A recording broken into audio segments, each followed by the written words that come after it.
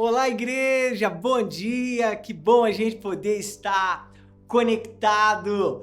Tem uma palavra que Deus colocou no meu coração que eu queria compartilhar com a gente hoje. Espero que você esteja com o seu coração cheio de expectativa, com o seu coração cheio de fé para aquilo que Deus quer falar com você. Eu creio que Deus vai usar essa palavra para falar, talvez trazer consolo, conforto, te inspirar nesse dia.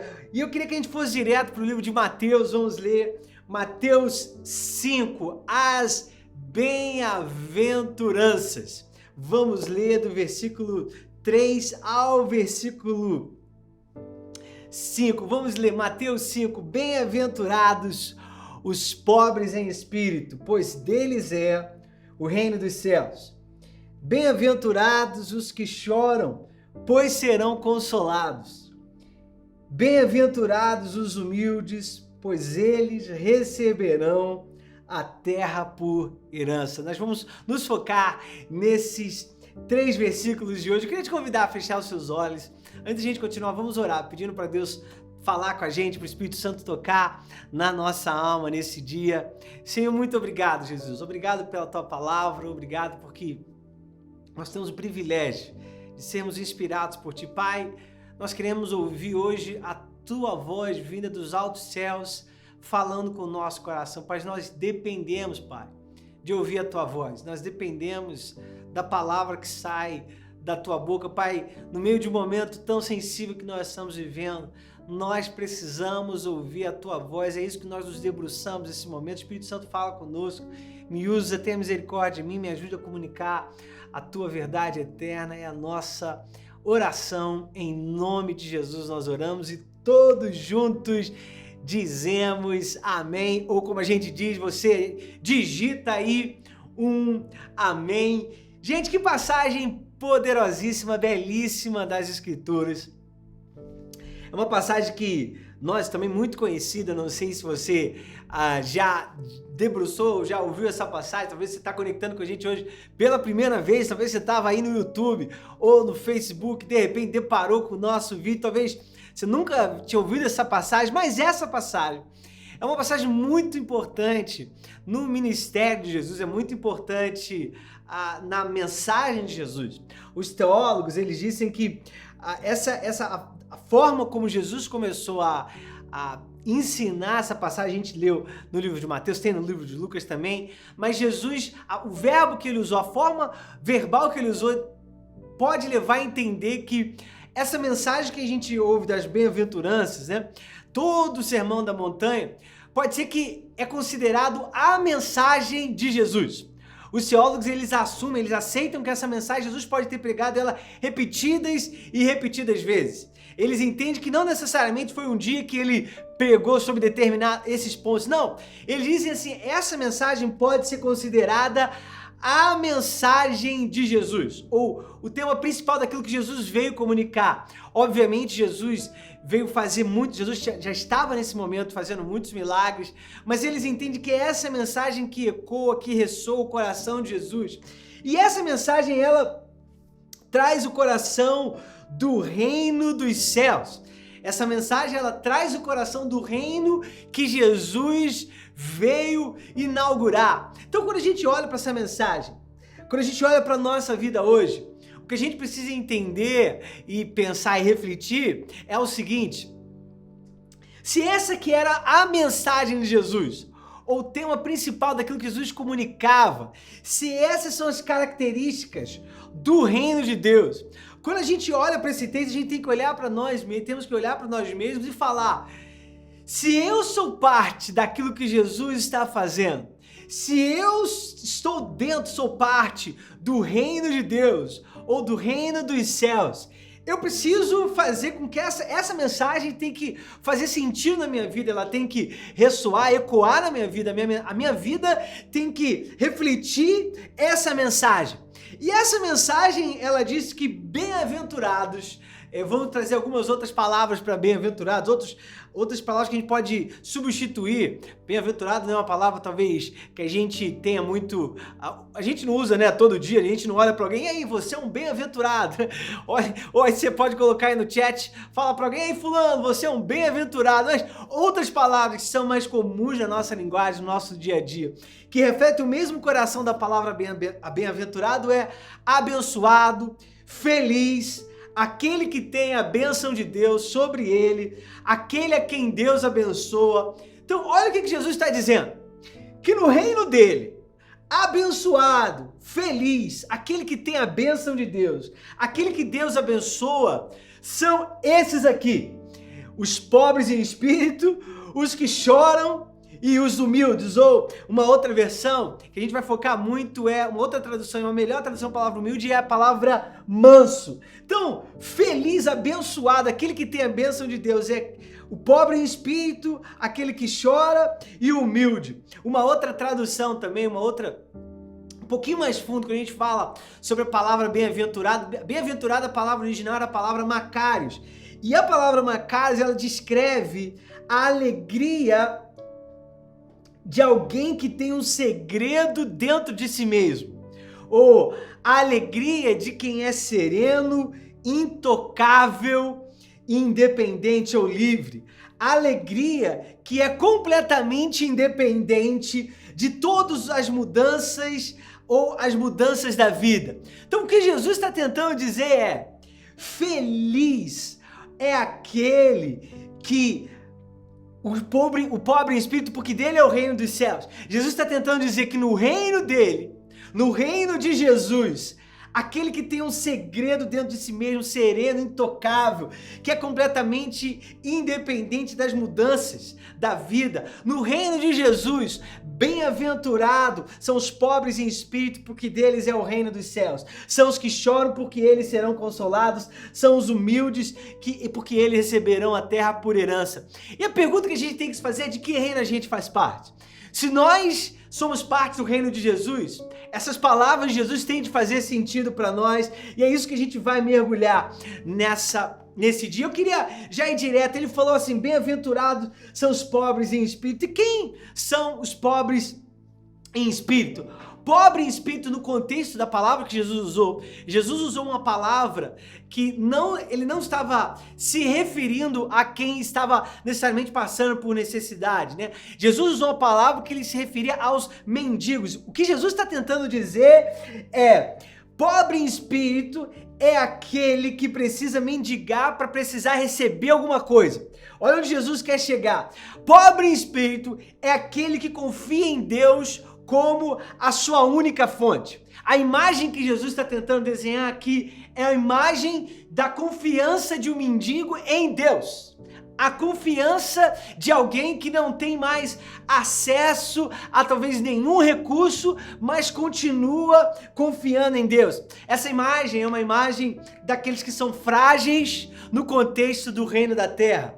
É uma imagem daqueles que talvez não tenham mais nada para oferecer no contexto do reino da terra. É aquele que não tem mais nenhum recurso para se proteger. É aquele que talvez não tem todas as respostas. Aquele que talvez não consegue criar um caminho. É aquele que sabe que não tem o que é necessário. É um senso de fraqueza, um senso de exposição. Pobre em espírito é quando os nossos recursos estão todos esgotados. Sejam talvez os seus recursos materiais, ou talvez os seus recursos espirituais. E Jesus falou assim, no reino de Deus, quando nós estamos numa situação onde nossos recursos estão esgotados, nós devemos ser felizes. Olha que contra a cultura do reino de Deus. Jesus falou, no reino de Deus, no reino dos céus, quando nós estamos num contexto onde nós somos insuficientes, é aí que os recursos do reino de Deus começam na nossa vida. Os recursos do reino de Deus na nossa vida começam quando os nossos recursos terminam, quando os nossos recursos são insuficientes, quando os nossos recursos estão esgotados. Talvez você está vivendo, como eu mencionei, em uma condição material onde seus recursos estão esgotados, ou talvez uma condição emocional onde você sente que os seus recursos estão esgotados, ou talvez até numa condição espiritual onde você sente que os seus recursos estão esgotados, onde você sente de alguma certa forma algum tipo de insuficiência, você sente algum tipo de fragilidade, você sente que você não tem mais nada para oferecer. Eu queria te dizer que é exatamente aí que o reino de Deus começa a trabalhar na sua vida. Jesus falou: felizes são vocês que se sentem insuficientes, porque de vocês é o reino dos céus. Spurgeon, um grande pregador, ele disse assim: não o que eu tenho, mas o que eu não tenho. Isso sim é o primeiro ponto de contato entre a minha alma e Deus. Que poderoso! Spurgeon, ele falou que aquilo que ele não tinha era o que se tornava o ponto de contato da alma dele com Deus. O reino dos céus, ele não é dado na base da força, da base dos méritos ganhados, na base do selo militar e na destreza, talvez, dos zelotes, como eram aqueles que acreditavam, os judeus, parte dos judeus que acreditavam no uso da força, ou talvez na riqueza de um Zaqueu. Não, o reino de Deus é dado aos pobres, aos publicanos, aos desprezados, às prostitutas, aqueles que são tão pobres que sabem que eles não podem oferecer nada e eles nem tentam, porque eles clamam por misericórdia e são eles que são escutados. Um grande teólogo chamado Carson disse isso. Eu queria terminar sobre o contexto, quando a gente fala sobre o contexto do reino de Deus. É no reino de Deus, a nossa insuficiência, a nossa limitação, a nossa fragilidade é o que nos dá direito a receber o reino dos céus. Eu amo que o contexto do reino dos céus, a gente vê mais um pouquinho em Mateus capítulo 14, que o reino dos céus, Jesus compara com muitas coisas. Jesus não está dizendo que nós vamos viver pobres em espírito, mas ele diz que quando nós estamos nessa condição de reconhecer a nossa insuficiência, é aí que nós encontramos a realidade do reino de Deus, que é uma realidade infinita, que é uma realidade ilimitada, que é uma realidade eterna. O reino de Deus, ele vem ao nosso encontro quando nós estamos na nossa insuficiência. Isaías 55, capítulo 1, versículo 3 diz assim: venham todos vocês que estão com sede, venham às águas, vocês que não possuem dinheiro algum, venham, comprem e comam, venham, comprem vinho e leite sem dinheiro e sem custo. Por que gastar dinheiro naquilo que não é pão e o seu trabalho árduo naquilo que não o satisfaz?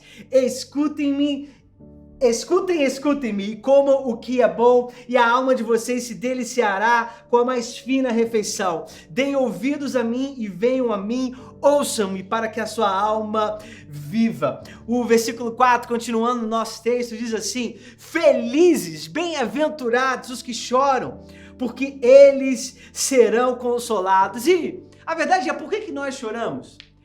Por que nós choramos? Por que Jesus disse que no reino de Deus os que choram são felizes? Por que nós choramos? E a verdade é muito simples e direta. Nós choramos porque dói. Nós choramos porque a gente perde alguma coisa que a gente queria.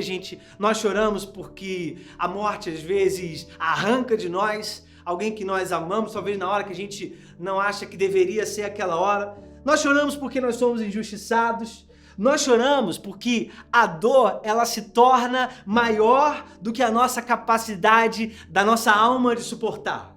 Nós choramos porque a nossa dor, ela se torna maior do que a nossa habilidade de sorrir. E Jesus falou assim: no reino de Deus, felizes, bem-aventurados são os que choram, porque eles serão consolados. A palavra grega que Jesus usou para chorar era a palavra mais forte que poderia ser usada no contexto do choro. Realmente ela significava um luto. Era a palavra que era usada para chorar pelos mortos, o lamento apaixonado por aquele que perdeu alguém amado. Jesus falou no reino de Deus: bem-aventurados são aqueles que choram, porque eles serão consolados. E sabe por que Jesus falou isso? Porque quando a dor foi maior do que a nossa capacidade de suportar, quando a dor for maior do que a nossa habilidade para sorrir, felizes somos nós, porque no reino de Deus, o nosso consolo sempre será maior do que a nossa dor. No reino de Deus, o nosso conforto, o conforto que nós recebemos de Deus sempre será maior do que qualquer dor que nós possamos experimentar. Nós vivemos em uma sociedade que ela desempodera a fragilidade, a vulnerabilidade, ela desempodera a fraqueza, ela desempodera aqueles que passam por dor. Se talvez você está atravessando algum momento com alguma dor na sua alma, alguém pode te olhar e talvez te menosprezar, talvez diminuir o seu valor. É o contexto da nossa sociedade, talvez é uma sociedade que desempodera o sofrimento, ela empodera aquele que é aparentemente forte, é aparentemente aquele que não chora, aparentemente aqueles que têm o poder temporariamente nas mãos são valorizados. É uma sociedade que empodera de uma certa forma a violência, mas no reino de Deus, felizes são aqueles que choram, porque são eles que têm acesso ao consolo, ao conforto que somente Deus pode dar. O reino de Deus não é do forte, não é do violento, não é do opressor. O reino de Deus é do frágil, do vulnerável, do marginalizado, porque são esses que acessam o consolo e o conforto de Deus. O reino de Deus é daqueles que choram, porque é no nosso choro que nós encontramos consolo, é no nosso choro que nós encontramos conforto. Você sabe que a palavra para consolo usada nessa passagem é a palavra paracaléu. Olha aí, uma palavra nova para você botar no seu dicionário. Já aprendemos uma palavra nova nessa mensagem de domingo. E o que eu amo nessa palavra é que essa é a mesma raiz da palavra paracleto. E paracleto é a palavra, uma das palavras no Novo Testamento que é usada para definir o Espírito Santo, porque o Espírito Santo é o nosso paracleto, o Espírito Santo é o nosso consolador. Então, consolador é uma das funções, uma das definições, uma das ações do Espírito Santo. E a definição dessa palavra paracleto, que é a palavra que nós usamos para o Espírito Santo, é aquele que nos consola, aquele que nos conforta, aquele que nos encoraja, aquele que nos fortalece, aquele que vem ao nosso lado. Você quer ser cheio do Espírito Santo? Deixe que o Consolador chegue ao seu lado para te consolar, para te confortar, para te encorajar. Talvez você está chorando, talvez você não tenha um sorriso no seu rosto. Felizes são os que choram, porque eles podem encontrar consolo do Espírito Santo, conforto do Espírito Santo, e o nosso consolo, o nosso conforto sempre vai ser maior do que a nossa dor. No reino de Deus, felizes são aqueles que choram, porque eles serão consolados. E versículo 5 a gente vê: bem-aventurados os mansos, porque eles herdarão a terra. É interessante a gente ver o contexto das bem-aventuranças, porque as duas primeiras bem-aventuranças que nós lemos, que nós vimos, elas são internas, né? Bem-aventurados os pobres em espírito e os que choram, fala talvez de uma condição interna da nossa alma, do nosso coração.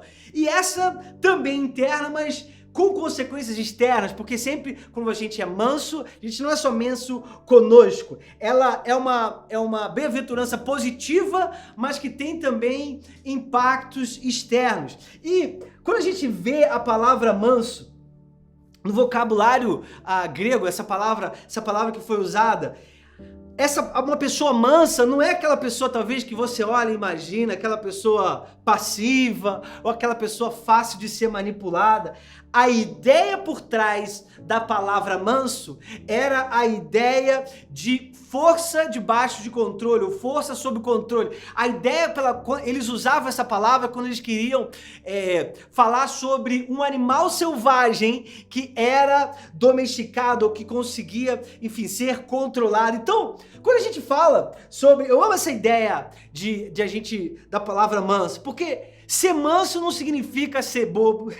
Ser manso não significa não ter sentimentos, ser aquela pessoa, né? Não, ser manso significa ter a sua força sob o seu controle.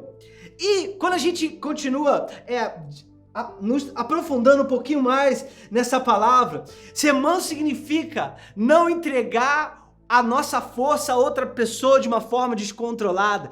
Não significa não dar a outra pessoa o direito de nos controlar, talvez no contexto do animal nos amarrando, talvez no contexto de ter que ser controlado por algum outro contexto ou por alguém, mas ser manso é saber dominar a nossa própria força. E continuando, essa é uma imagem, uma outra aplicação dessa palavra, significa, ela vem de um contexto que ser manso é estar disposto a associar-se com o mais humilde, ou talvez alguém numa condição diferente, porque você não se sente superior a ninguém. Ser manso é ter as nossas forças sob controle e não se sentir superior a ninguém. Jesus falou, no reino de Deus, felizes, bem-aventurados são aqueles que não precisam ser controlados por outros, mas que têm as suas forças sob controle,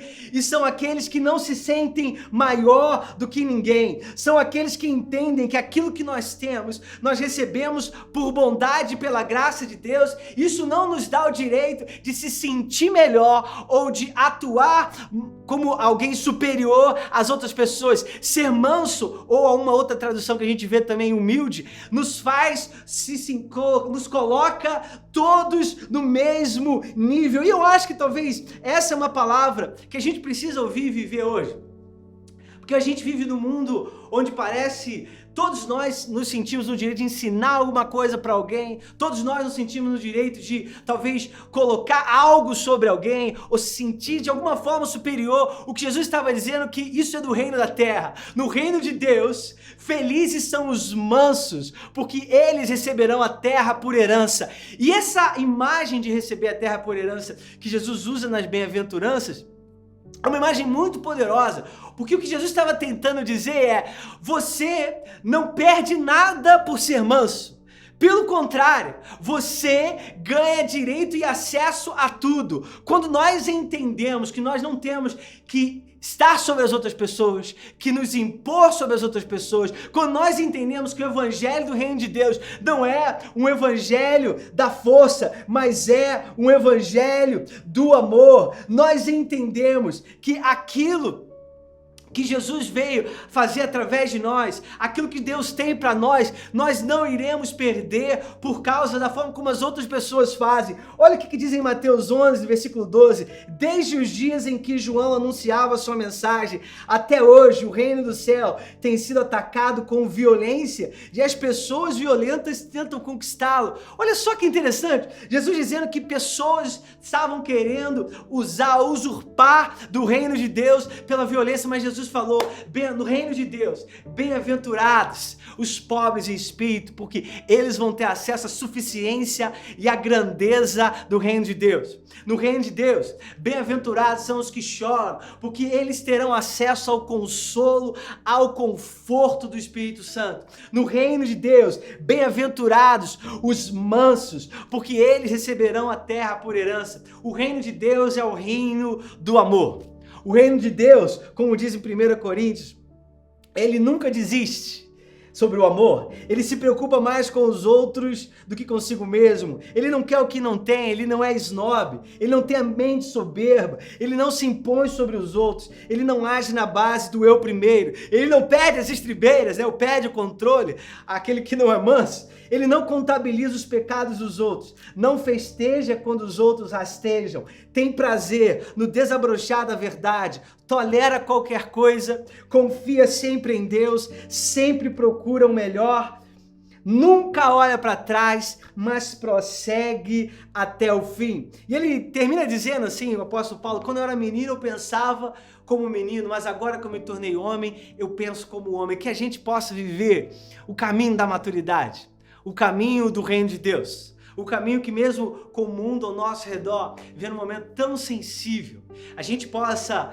reconhecer que nas nossas insuficiências nós temos acesso à suficiência do reino de Deus. Que na nossa dor, no nosso choro, no nosso sofrimento, na nossa vulnerabilidade, nós temos acesso ao consolo, ao conforto, à força que só o Espírito Santo pode dar. Que no reino de Deus, quando a gente se considera igual, quando a gente não tenta se impor, quando a gente não tenta trazer o reino de Deus, aquilo que Deus quer trazer pela força, pela violência, nós temos acesso a tudo que nós temos direito de Deus para nós, que é o seu amor. Espero que você tenha sido tocado, abençoado, espero que realmente a gente possa viver uma vida onde nós vivemos pelos princípios do reino de Deus e não do reino dessa terra. As bem-aventuranças tem um monte de outro. Eu queria te encorajar a mergulhar na palavra de Deus, se inspirar, mas queria te lembrar, nós não fazemos parte desse reino. Vamos viver pelos princípios do reino de Deus na nossa vida. Que Deus te abençoe. Uau, que mensagem poderosa que nós acabamos de escutar do pastor Rafael Bittencourt. Então, se você está aí no chat junto comigo acompanhando, talvez você nem comentou ainda, mas por que você agora não dá uma salva de palmas? Coloca uma mão para o alto se você foi abençoado por essa mensagem sobre as bem-aventuranças, que eu tenho certeza que a sua vida também foi impactada assim como a minha. Amém? Que lindo, muito bom.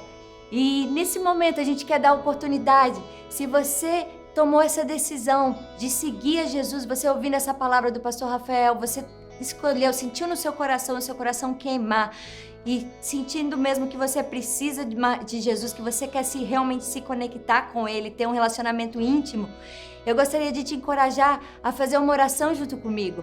E a gente vai fazer essa oração juntos, eu vou estar orando e você pode repetir após mim, onde quer que você esteja.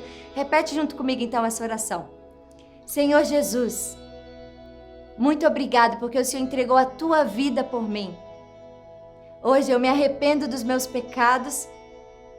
Eu peço perdão, que realmente o Senhor possa fazer morada no meu coração. Eu te entrego o meu viver. Que a minha vida possa ser para a honra e glória do teu nome. Eu reconheço que o Senhor é o meu Senhor e Salvador. E eu creio num novo começo na minha vida. Em nome de Jesus. Amém? Então se você, amém? Você pode dar um amém aí no chat. Se você tomou essa decisão, coloca aí no chat também. Olha, eu tomei essa decisão de seguir Jesus. E a gente quer se conectar com você também durante a semana. Nós temos o nosso programa do Eu Decidi, que dura somente 3 semanas, mas são 3 semanas poderosas, fortíssimas, que realmente você vai poder ter a sua vida impactada.